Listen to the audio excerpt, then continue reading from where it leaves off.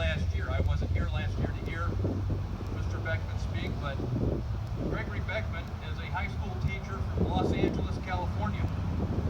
He's a dogmatic genealogist and is actually writing a book about his family history. Our camp member, Dennis Rainey, who unfortunately could not be here today as well, Dennis is probably the foremost expert on the ground that we stand on here. Dennis said that he's never quite encountered anyone like Greg before, because he leaves no stone unturned. Ever since the war between the states, no one knew what happened to Augustus Beckman, at the time spelled with two N's. His brother William looked for him until his death in the early 1900s. Ever since that time, the Beckman family looked in vain for Augustus.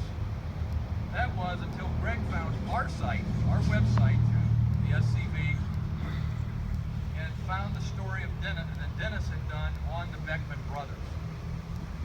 Greg has visited Galveston, Texas, where the Beckman brothers enlisted, and then Greg went on to Shiloh, where they had been wounded. He retraced his ancestors in various parts of the United States.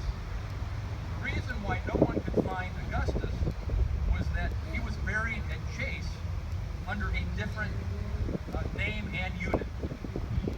Dennis gathered the correct information at the NARA in DC, and Greg had what he needed in order to